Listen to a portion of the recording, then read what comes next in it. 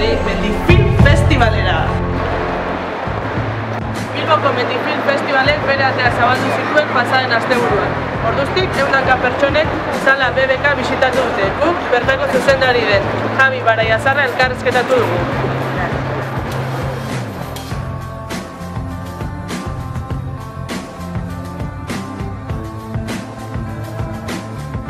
Hasteko, beti gauza hasiera ez da oso erraza izaten, da pixka kontestuan kokatzeko Mendifilm Festival hau noiz eta nola sortu zen.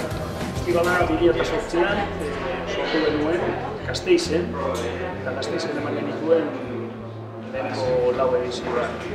Nola, lagun arteko solasaldian, aspalditik egiten egiten Euskal Herrian zegoela Mendifilm Festivalik, eta guainako basarra zirenak horiek ezagutu zuten Donostian 7 urtez egin zen festival oso handia, eta arrakasta sekota amaitu zen. Arrezkero Euskal Herriko mendizale guztiok gure gara festival bat izatekotan, eta bestetik azkenengo urteetan lan asko dugu, lan urte dezente eman ditugu indiko dokumentalak egiten, beste festivaletan parte hartzen, eta hortatik Eduardo Martínezek eta biok batean beroaldi baten ostian erabaki genuen festivala montatu behar genuela eta horretik. Eta hasiera batean, oain ikuste dugu babesle asko dazkazuela, eta hori nola hasi zen, edo hasieran zezkazuenakoan jarraitzen dute, aldagoia, nola?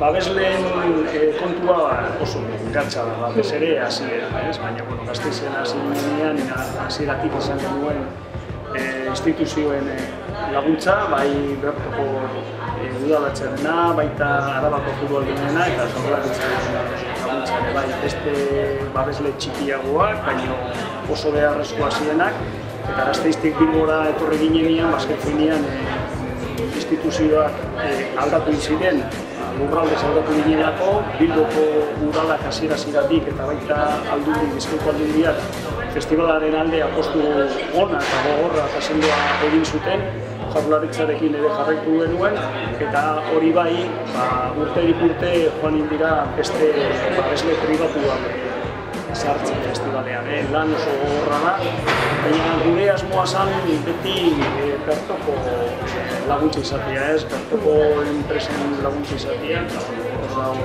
hasieratik Kutxabanken laguntza, azkenengo bi urtetan ternu alorpen sekulako laguntza babesle moduen.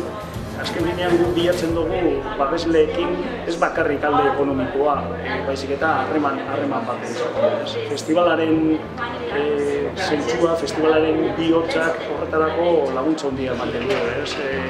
Mendia Euskal Herrian edonoren baitan dago eta horrek alde horretatik laguntza. Oso harreman estua daukagu babesleekin, nahi duguna bilatzen dugu babes ekonomikoa, baina baita ere festivalen urtean zehar momentu latxak izaten dira eta euren bezarkada bat, bezarkada literalak, eta hori lortu dugu babesle guztiekin.